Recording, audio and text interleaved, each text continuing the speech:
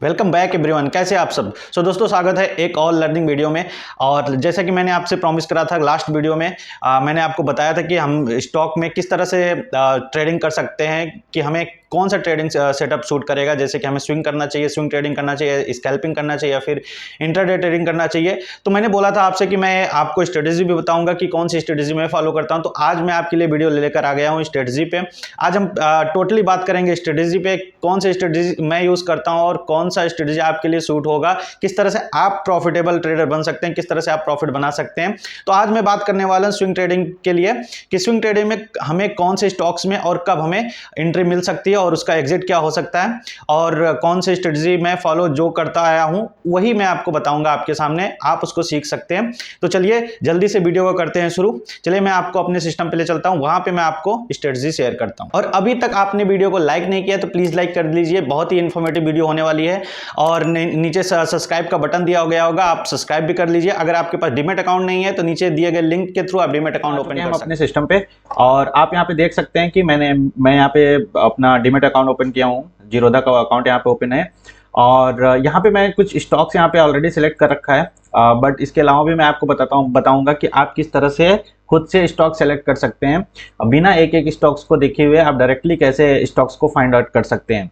जैसे कि अगर आप चाहें तो आप एक एक स्टॉक्स को फाइंड आउट कर सकते हैं, बट अगर आप चाहें तो डायरेक्टली फाइंड आउट कर सकते हैं कि कौन से 200 मूविंग एवरेज के ऊपर ट्रेड कर रहे हैं और किसमें हमें ट्रेड लेना चाहिए। ठीक है, तो सबसे पहले हमारा रूल क्या होता है। हमारा पहला रूल ये है कि हमें सबसे पहले डेली टाइम फ्रेम में देखना है।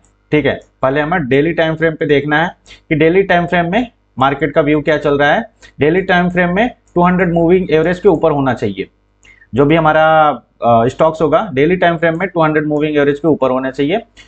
ये मैं सिर्फ अभी बात कर रहा हूँ बाइंग के साइड पे, कि आपको किस साइड में बाइंग करनी, कौन से स्टॉक्स में बाइंग करनी, उसके लिए मैं बता रहा हूँ। तो डेली टाइम फ्रेम हम पहले ओपन करेंगे, उसमें हम देखेंगे 200 मूविंग एवरेज के ऊपर होना चाहिए स्टॉक्स। ये हमारा हो गया लॉन्ग टाइम फ्रेम। उसके बाद हम देखेंगे 1 आवर में। ठीक है, उसके बाद हम देखेंगे 1 आवर में हमारा स्टॉक्स का कहाँ पे ट्रेड कर रहा है, क्लोजिंग क्या है 1 आवर में। 1 आवर में देखेंगे तो वहां भी हमें 200 मूविंग एवरेज के ऊपर स्टॉक्स ट्रेड करता हुआ रहना चाहिए। उसके बाद जो हम एंट्री बनाएंगे वो बनाएंगे 30 मिनट्स पे। ठीक है, वो हम बनाएंगे 30 मिनट्स पे। और 30 मिनट्स पे हम तब बनाएंगे जब ये 30 मिनट्स पे भी 200 मूविंग एवरेज के ऊपर अगर ट्रेड कर रहा होगा तब बनाएंगे। और ऊपर का मतलब ये नहीं कि मान लीजिए ये 200 मूविंग एवरेज है और स्टॉक जो है यहाँ पे ट्रेड कर रहा है, तब हम उस स्टॉक को अवॉइड कर देंगे, क्योंकि वहां पे हमारा बाइंग प्राइस जा चुका होगा। ठीक है, ये हमारे 3 रूल हैं, इसको आप लिख सकते हैं, इसको आप देख सकते हैं। तो चलिए वीडियो में आगे बढ़ते हैं। और उसके बाद हमें क्या देखना है, उसके बाद हम अपने किसी भी जीरोधा में गए या फिर किसी भी आप ब्रोकर का अकाउंट ओपन करेंगे, वहां पे आप पहले स्टॉक्स को आप चाहें तो रख सकते हैं, या फिर आप नॉर्मली किसी भी स्टॉक्स में जाएंगे और इस पर क्लिक करेंगे, चार्ट पे पॉपअप हो गया, दूसरे इसका विंडो ओपन होगा। और यहाँ पे 15 मिनट लगा हुआ है। सबसे पहले हम यहाँ पे करेंगे वन डे का चार्ट। ठीक है, 1 डे का आप चार्ट यहाँ पे देख सकते हैं। फिर हम यहाँ पे जाएंगे इंडिकेटर में। इंडिकेटर में हम लिखेंगे मूविंग एवरेज एक्सपोनेंशियल आ गया। ठीक है, तो इस पे हम क्लिक करेंगे और यहाँ पे इसमें सेटिंग में इसके जाएंगे और यहाँ पे 9 लिखा है, क्योंकि 9 EMA है, तो हम इसको कर देंगे 200। ठीक है, स्टाइल में जाकर हम थोड़ा सा इसको मोटा कर लेंगे ताकि हमें यहाँ पे समझ में आए।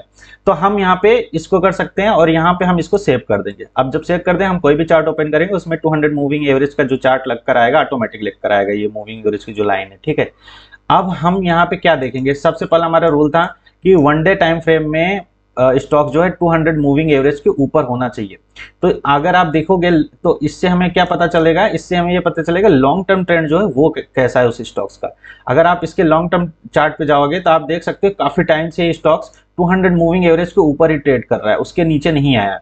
देख रहे हैं, अगर आप ये देखेंगे कि ये अप्रैल 2023 से ये कभी अपने मूविंग एवरेज के पास आया ही नहीं, यानी कि ये जो स्टॉक्स है ये 200 मूविंग एवरेज के ऊपर ही ट्रेड कर रहा है, यानी कि इसमें ये अप मूव में है। ठीक है, ये स्टॉक्स पर्टिकुलर जो है अप मूव में है, तो हमें यहाँ पे एंट्री के लिए सोच सकते हैं, क्योंकि ये स्टॉक्स बुल रन में है तो हम यहाँ पे ट्रेंड में है। और इसके अलावा एक चीज और हमें देखना होता है कि मार्केट हमारा जो निफ्टी 50 है वो हमारा कौन से ट्रेंड में है। तो अगर आप निफ्टी 50 का चार्ट उठाकर देखोगे तो निफ्टी 50 का चार्ट भी हमें देखना पड़ेगा।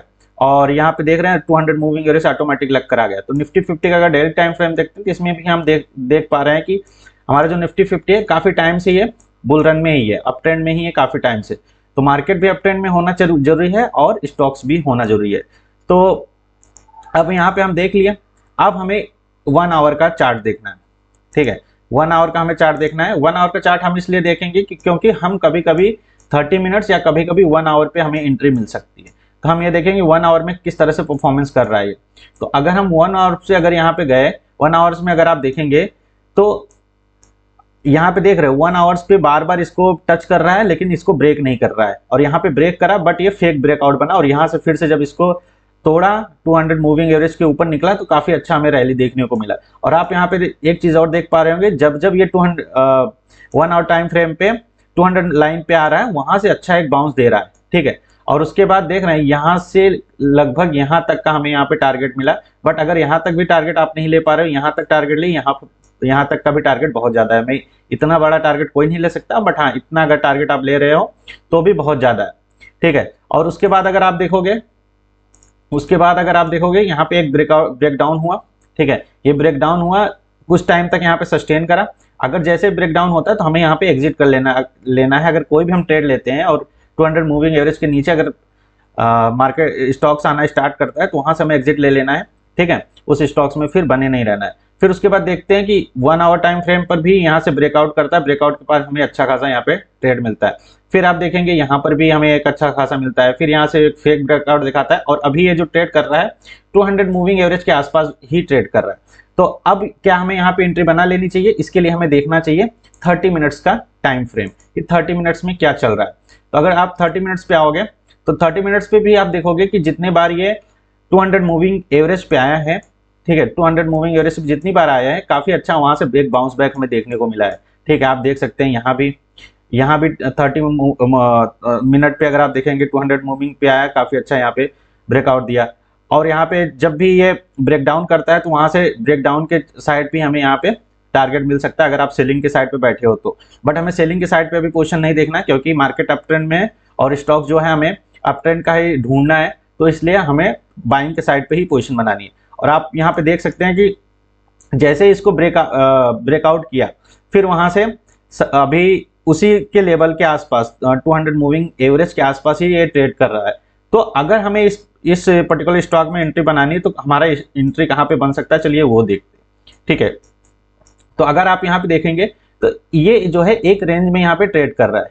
ठीक है, अगर आप यहाँ पे इस तरह से कोई बॉक्स बना लो, ठीक है, अगर ये बॉक्स बना लो तो अभी फिलहाल ये इसी रेंज में ट्रेड कर रहा है।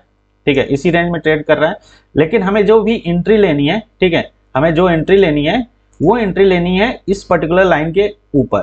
ठीक है, इस पर्टिकुलर जो इसका ये सपोर्ट है, रेजिस्टेंस है 910 का, 910 के ऊपर हमें यहाँ पे एंट्री लेनी है। और जो हमारा टारगेट होगा इस लेवल के आसपास का स्टॉप लॉस जो हमारा होगा इस लेवल के आसपास हम स्टॉप लॉस लगा सकते हैं। ठीक है, और जो हमारा टारगेट होगा 1:2 1:3 हम यहाँ पे इजिली गेन कर सकते हैं। तो अगर यहाँ पे हमें एंट्री बनानी है तो हमें वेट करना पड़ेगा थोड़ा सा कि अगर ये 907 910 के ऊपर ये जैसे ही निकलता है तो वहां से हमें एक अपसाइड रैली मिल सकती है। और जो हमारा टारगेट होगा, हमारा टारगेट पहला टारगेट इस लेवल के आसपास का होना चाहिए, जो इसका ये हाई मारा है यहाँ तक का हमारा टारगेट होना चाहिए।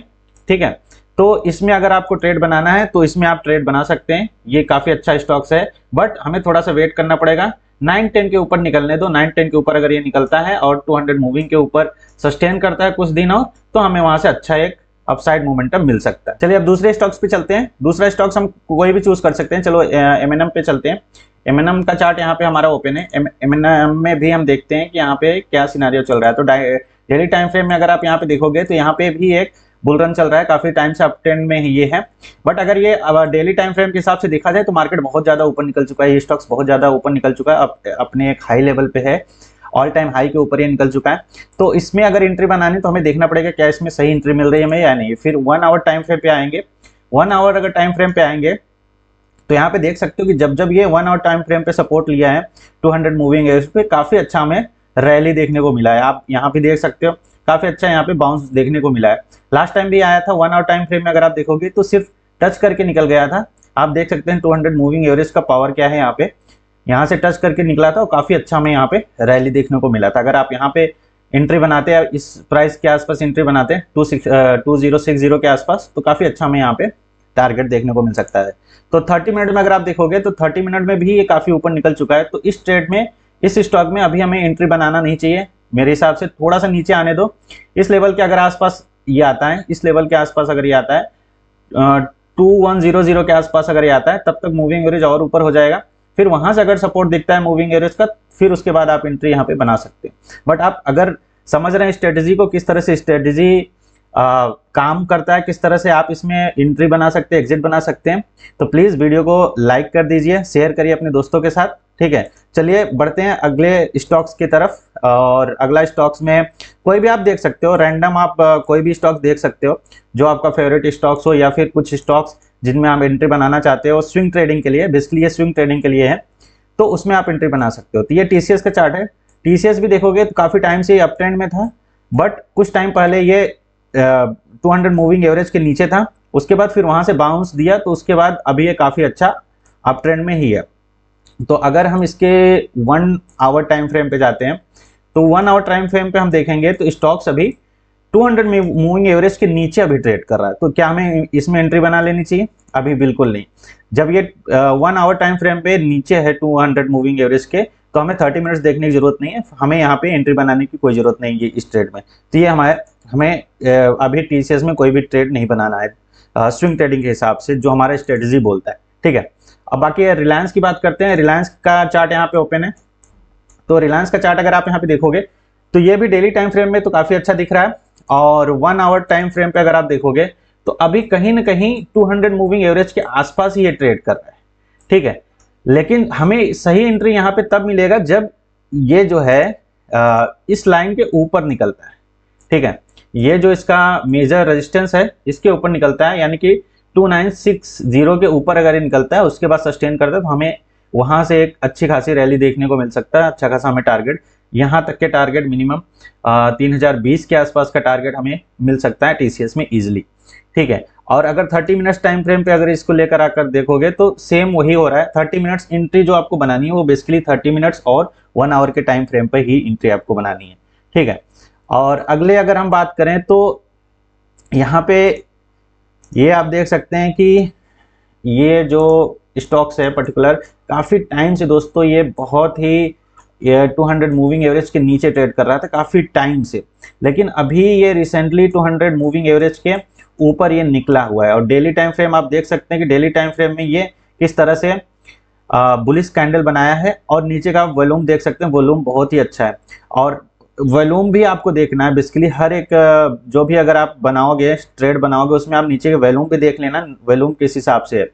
तो अगर इसके हम 1 आवर टाइम फ्रेम पे जाते हैं तो 1 आवर टाइम फ्रेम पे भी ये काफी अच्छा बुलिश कैंडल बनाकर ऊपर निकला है। आपको अगर यहाँ पे एंट्री लेना है थोड़ा सा वेट करना पड़ेगा, क्योंकि मेरे हिसाब से अगर ये अपने इसके ऊपर अगर सस्टेन करता है 1 आवर टाइम फ्रेम के हिसाब से, अगर इस ट्रेंड लाइन को ये सस्टेन करता है, सपोर्ट लेता है यहाँ पे, और इसके बाद फिर ऊपर निकलता है, फिर हमें यहाँ पे एक अच्छी एंट्री मिल सकती है। और अगर यही हम 30 मिनट्स टाइम फ्रेम पे बात करेंगे, 30 मिनट्स में भी सेम दिख रहा है, क्योंकि अभी अपने ऑल टाइम हाई को टच करके आया है।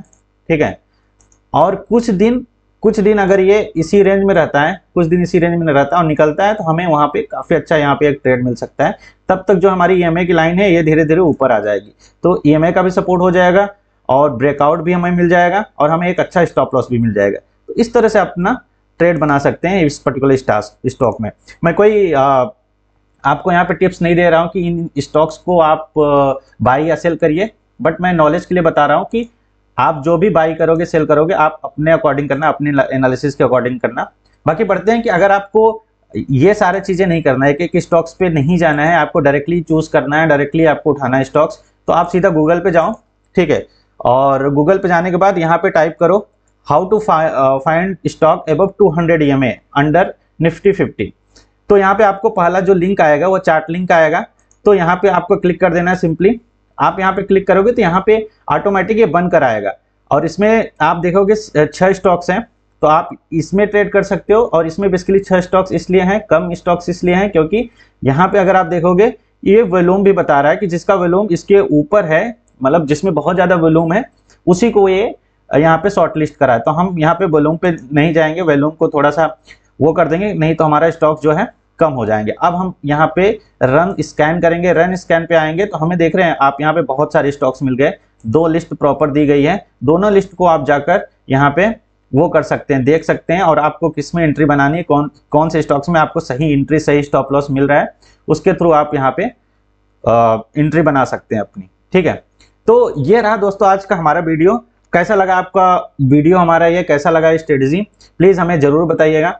अगर आपको इस पे और डिटेल में वीडियो चाहिए तो नीचे दिए गए कमेंट पे आप लिख कर बताइए, मैं आपको इस पे और डिटेल में वीडियो बनाऊंगा, और मैं जब भी ट्रेड लूंगा इस पे, अगर आपको वो चाहिए तो वो भी मैं यहाँ पे आपको करके दिखाऊंगा कि मैंने इस स्ट्रेटजी के थ्रू यहाँ पे इस स्ट्रेटजी के थ्रू मैंने यहाँ पे बाई और सेल करा है। बाकी 200 मूविंग एवरेज के ऊपर मैंने बहुत सारे स्टॉक्स लिए हैं, उस पे आप वीडियो पे जाएंगे तो आपको वहाँ पे मिलेगा। मेरा एक और वीडियो है 200 मूविंग एवरेज पे, वहां पर भी मैंने आपको बताया ये सारी चीजें। स्विंग ट्रेडिंग के लिए बहुत ही बेस्ट स्ट्रेटजी होती है। ठीक है, और अगर आपने अभी तक वीडियो को लाइक नहीं किया तो प्लीज रिक्वेस्ट है कि आप लाइक करिए, वीडियो को शेयर करिए। मिलते हैं आपसे अगले न्यू वीडियो में, तब तक के लिए थैंक यू वेरी मच।